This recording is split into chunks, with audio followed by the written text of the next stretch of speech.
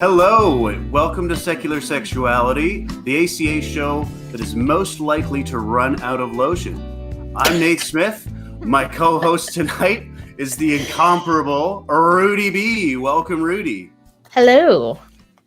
I'm so excited that Christy finally decided to share me with someone else, and you get the rare pleasure of being my first. So how does that feel? So honored. Awesome. Our guest tonight is Lianna Walden.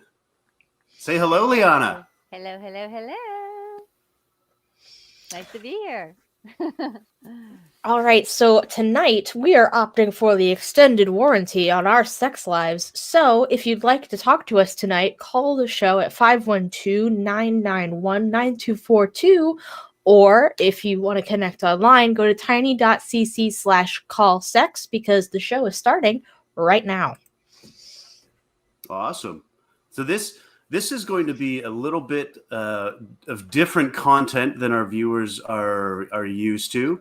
So I wanted to preface this conversation by just saying that we may disagree, Lianna, when it comes to some claims of a spiritual nature.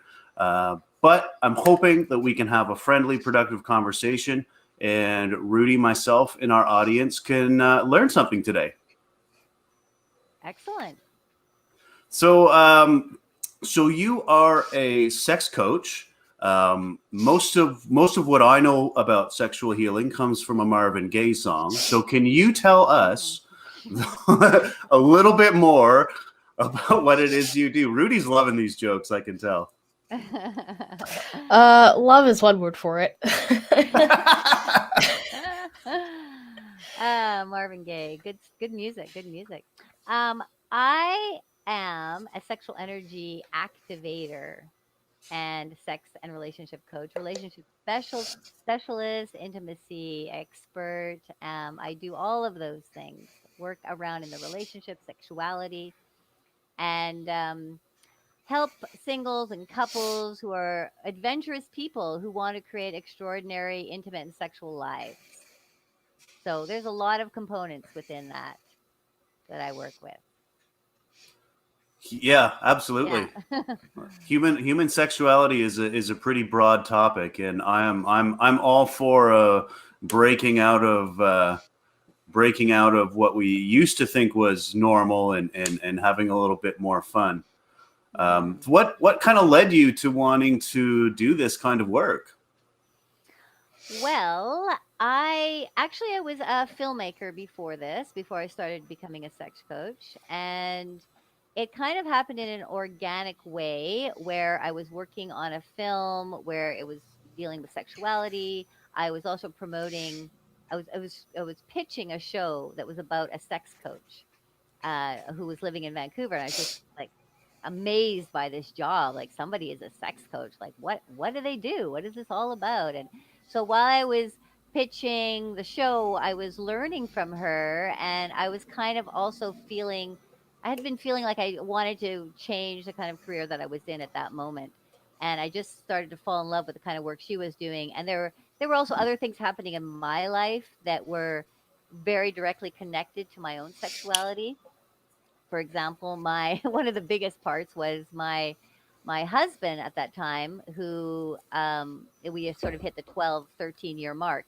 He came out as bisexual to me. So while I was pitching the show, he comes out as bisexual. I'm working on another film that's got to do with sexuality. And I was like, okay, there's something going on here that I want to explore more about and learn more about. And she was teaching me a lot at the time.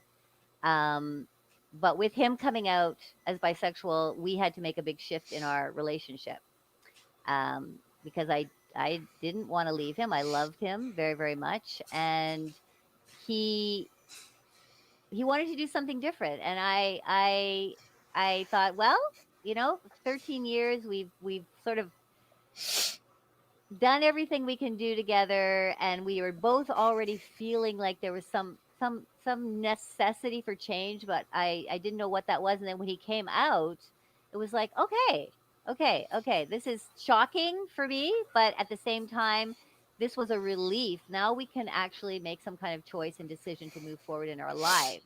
in a different way. And so I said, okay, you know what? Let's open the relationship and let's see where that takes us.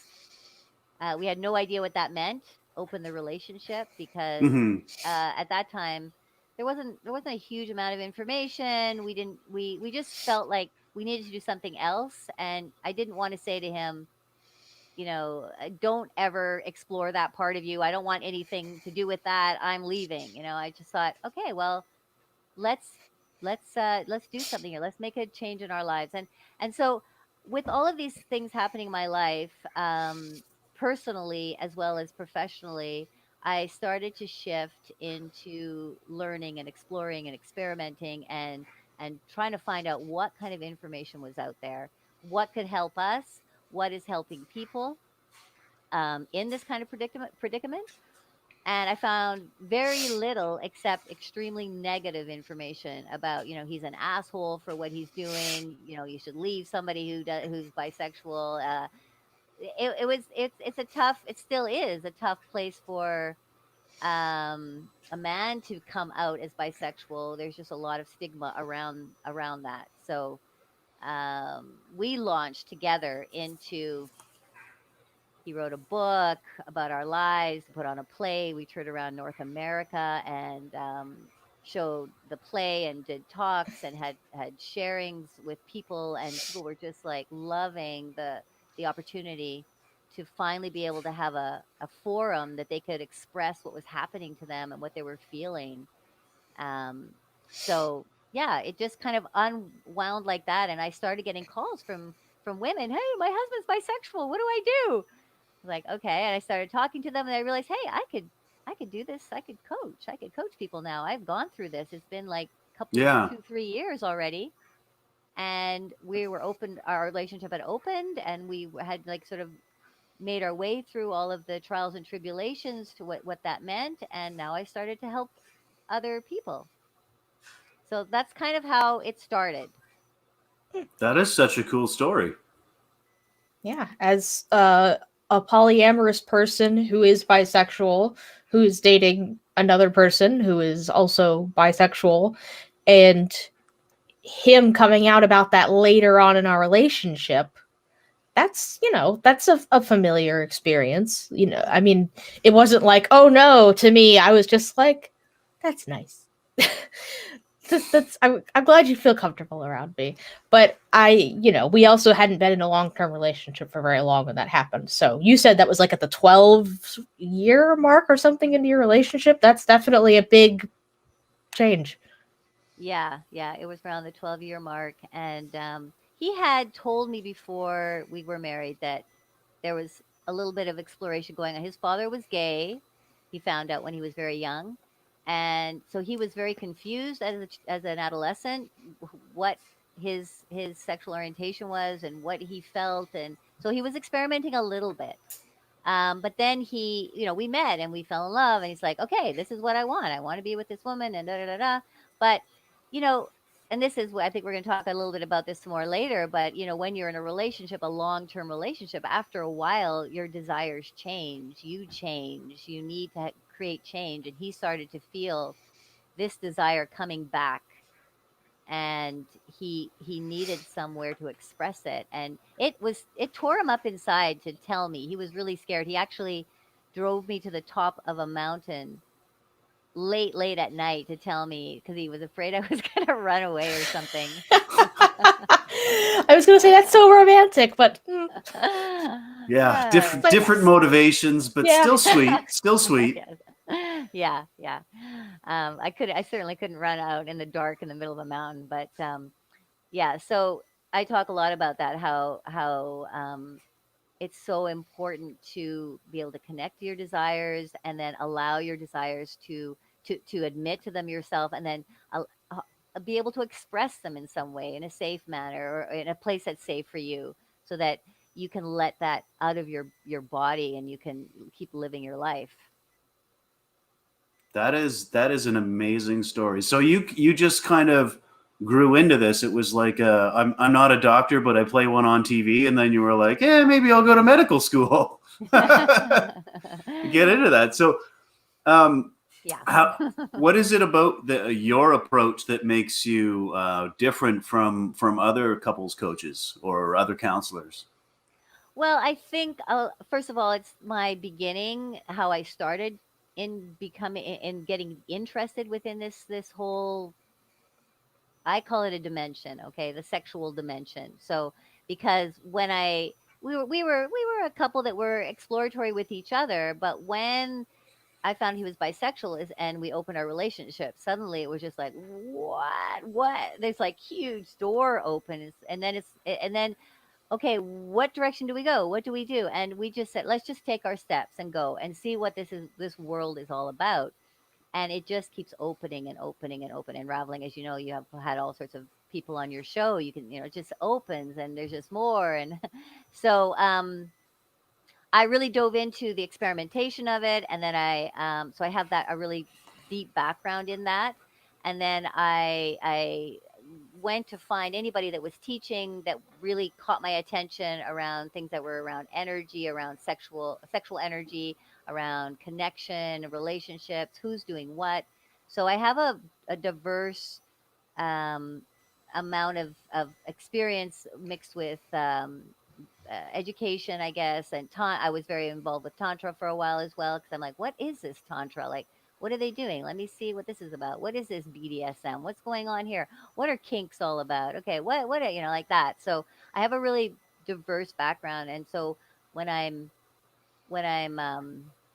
with people, I can really feel like what's going on with them, like what I can tap into. Okay, like I see there's that desire down in that person there that they're really holding on to, because I've been around people that have these desires that are expressing them or holding them and then expressing them. So I come with just really a really big background of knowledge and experience. That's fascinating. I read you spent some time in Japan. Did you manage to find a teacher there? Or? Well, I was in Japan before all this happened. Oh, okay, okay. Yeah, I lived in Japan. That was my first life. We're gonna talk about past life. That was my past life.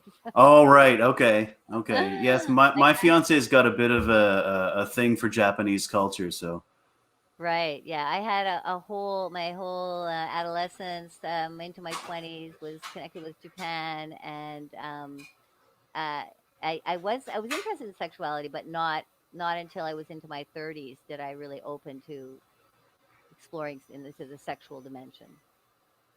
right, right. Yeah. And I've heard you say, and I was reading your website in preparation for this episode, and your approach definitely includes a spiritual element.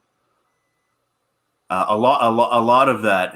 What does this approach offer for, like, say, someone like myself who is a skeptic, or say for our audience, some folks who are more empirically minded and don't necessarily subscribe to supernatural claims? Well, I deal with each individual very differently. I mean, I have, that was a whole exploration for myself as well around the spiritual. My mother is an atheist, and I grew up with these very strong atheist beliefs. I wasn't really, Hmm.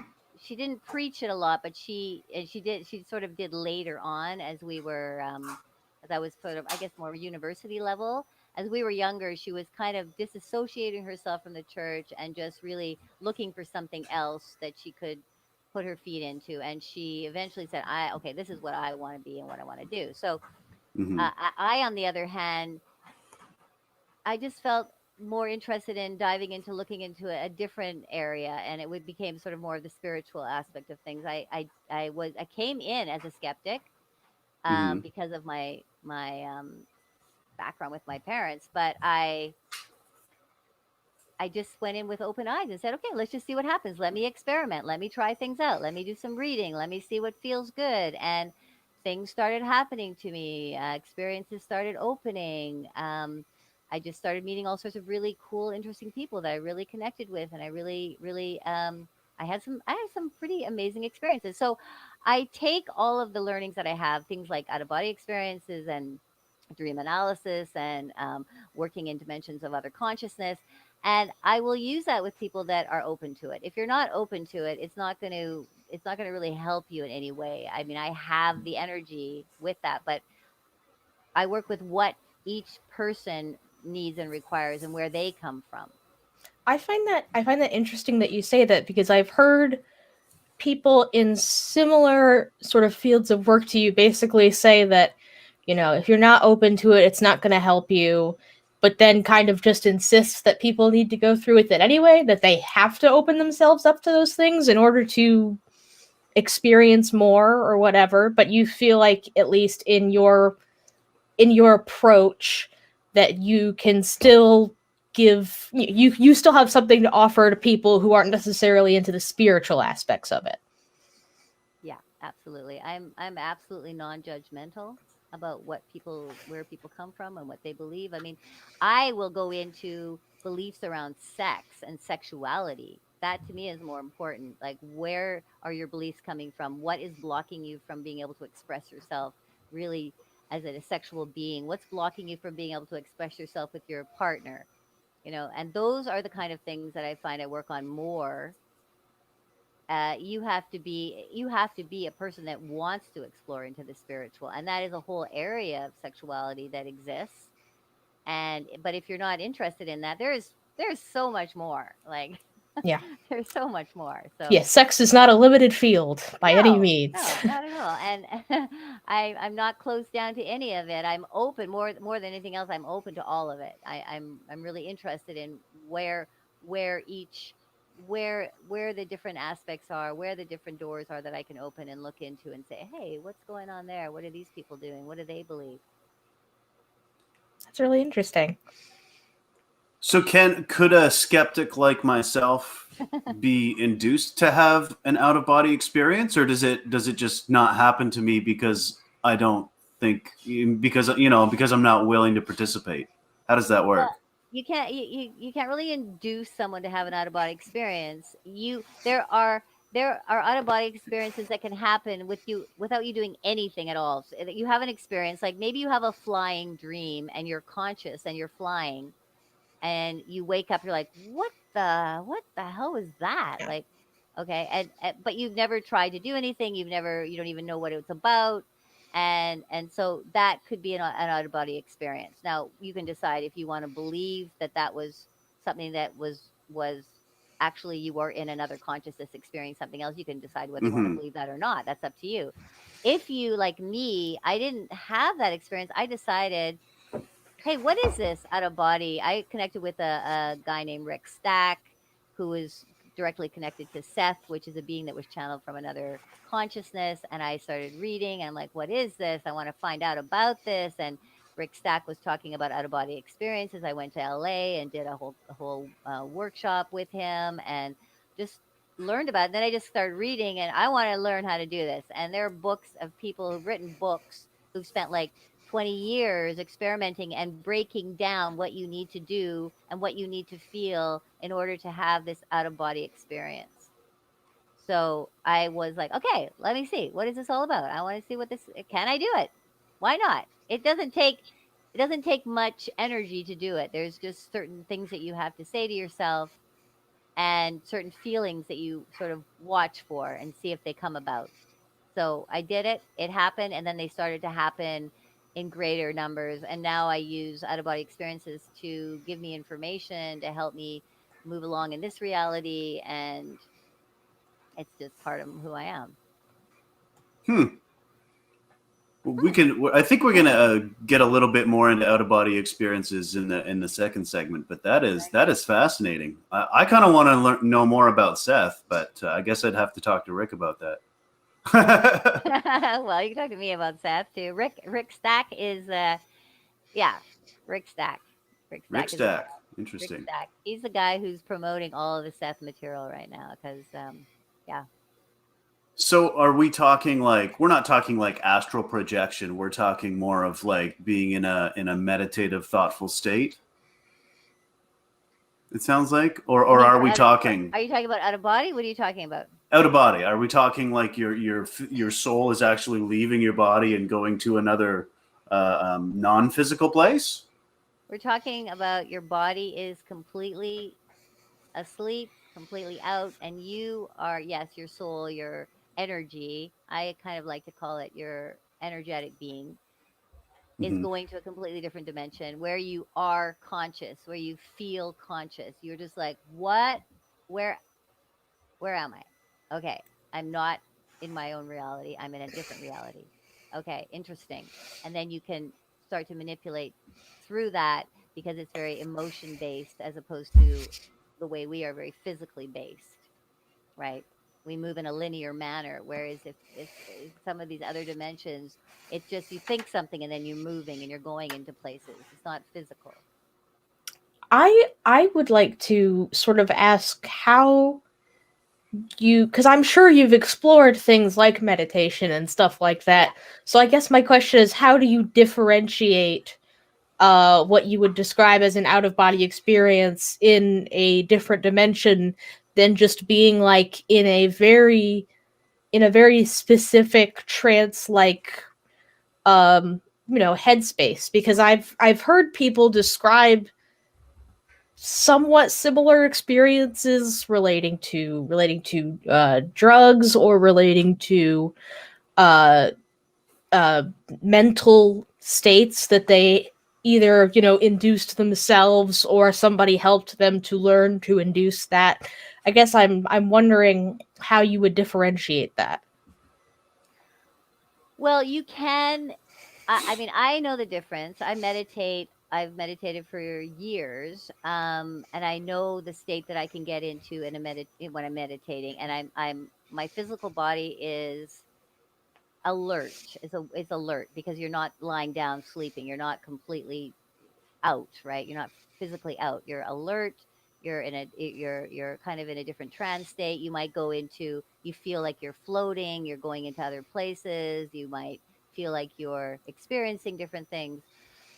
The out of body, on the other hand, is for me, and it's can be slightly different for other people, but I am completely physically not moving. I'm out completely, and my entire energetic being is gone somewhere else, and I am moving through a completely different environment.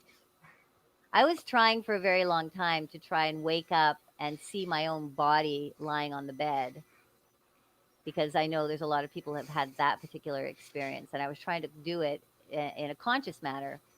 I was able to like actually sit up from my body, and then I got really scared to like turn around and look at my body. I was like, oh my god, that's gonna be too Uh, weird. when you said So that, that actually reminded me of, and I know that this is possibly totally unrelated, but I feel like I've experienced something very similar, but it wasn't a positive experience. It was a very negative, disassociative experience of feeling like I was not in my body. But I would say I felt very similar. Like there were times when I felt like I was watching myself do things, or mm, that I was uh just kind of like if I wanted to move physically, I could think about it, but I felt like I couldn't do it. yeah, yeah.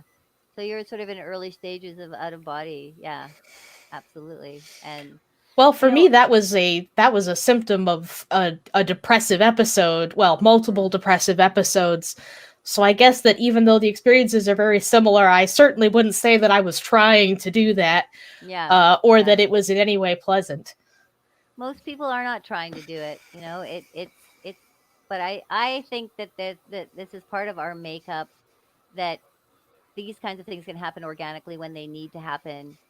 You can decide what they are to you. You can, and you can. For me, I was just very excited to learn to actually do it and see if it was possible, and I found that it was. And so, like, oh, okay, that's cool. Let's incorporate this and see what happens. And I've had some amazing out of body experiences that have one that still is rocking my life like to this day. Do you want to tell us about it? Yeah, I can if you want me Sure. to. Yeah, sure, absolutely. I wanna hear it. Okay. Um, it was um, it was around the time close to before I was separating with my husband. I went. I was on a train, and the train was moving. The train stopped. I got out of the train, and suddenly the train left, and I realized I'd left everything of mine on the train. Everything. I didn't have my phone. I didn't have my money. I didn't have anything. I'm just like, oh my god, I am. And then I realized, okay, I'm not even in my own reality here. Where am I? Where am I going? So then I turned around. I started walking into this town, and people started coming up behind me and following me, like kind of wild people, excited people. And they were just all like laughing and moving around, and they were sort of like leading me out to this field that was just past this town. We went out to the field, and then we suddenly there was this burst up in the sky, and everybody's looking up, and there's like, oh my god, it's a nuclear explosion. I'm like, I look up like, oh my god, what am I supposed to do? And I look up like this, and suddenly I just like, I didn't know what to do. I was terrified. Like I could see, like you could see it was actually a nuclear bomb going off above our heads. And this voice came in and said, you are going into a new dimension. Take in the energy. Take in the energy, Lianna. You are going into a new dimension. This is where you need to go, like this. I was like I was just completely shocked. And then suddenly I said, okay. And I lifted my arms up because I didn't know what to do. And suddenly this huge energy that just came pouring into my body, like just massive amount of energy. And I started shaking. And then I woke up and I was lying in my bed, just shaking and shaking. And I was like, didn't want to open my eyes. I was so freaking terrified. I didn't know, like, what the hell happened? And eventually I slowed down and calmed down. And then I opened my eyes. I'm like, and I was back in my bed.